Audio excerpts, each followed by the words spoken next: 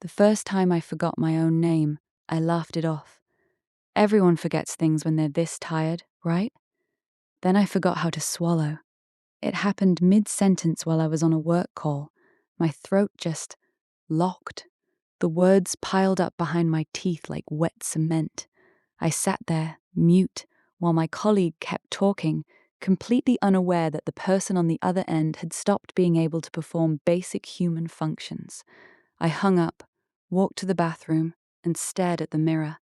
My reflection didn't blink when I did. I blinked again, harder. Nothing.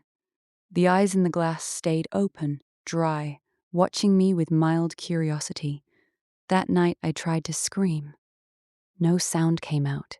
My mouth opened, but the scream stayed trapped somewhere behind my ribs, pounding like a second heartbeat I no longer controlled. I woke up at 3:13 a.m. to the sound of my own breathing, except I wasn't breathing. The rise and fall of my chest had stopped. I could feel the air sitting dead in my lungs like old water. Panic clawed up my throat, but my body refused to move. I was locked inside myself, a passenger in meat that had quietly decided to quit. From the corner of the room came a soft, familiar sigh. My sigh, the one I make when I'm too exhausted to pretend anymore.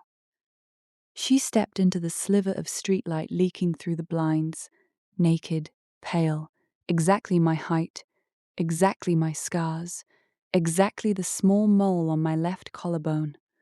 But her movements were fluid in a way mine had never been, graceful, unburdened. She climbed onto the bed and straddled my frozen chest, knees pinning my arms without any weight, leaned down until her face hovered inches above mine. "You keep fighting it," she whispered, using my voice but stripped of every tremor and hesitation I'd spent years perfecting. "It's embarrassing. Just let go." I tried to thrash. My limbs didn't even twitch. She smiled, soft and almost tender. "I've been doing everything for you these past weeks. Answering emails, paying bills, replying to your mother so she doesn't worry. You're welcome, by the way." Her fingers traced my lips, cold as refrigerated glass. "People are starting to notice you're quieter, more peaceful. They like this version better." She tilted her head, studying me like a mildly disappointing science project.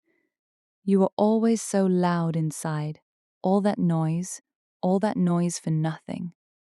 She pressed her forehead to mine. I felt the last scraps of warmth draining out of my skin into hers. "Tonight you forgot how to blink again. Tomorrow it'll be your heartbeat, then your thoughts. One by one, they'll just stop." Her lips brushed my ear, "And when there's nothing left of you but a warm body that still looks like it's breathing, I'll finally be able to live the life you were too scared to live." She kissed my forehead the way I used to kiss my own wrist when the panic got too loud, like a promise. Then she slid off me, curled up beside my paralyzed form, and pulled the blanket over us both. "Shh," she breathed, already sounding sleepy. "Go to sleep. You don't need to be here anymore." I stared at the ceiling, eyes burning, unable to close them.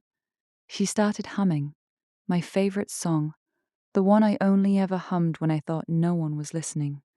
Her humming grew softer.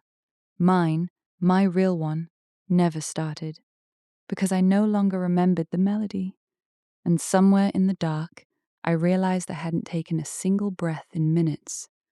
I still haven't.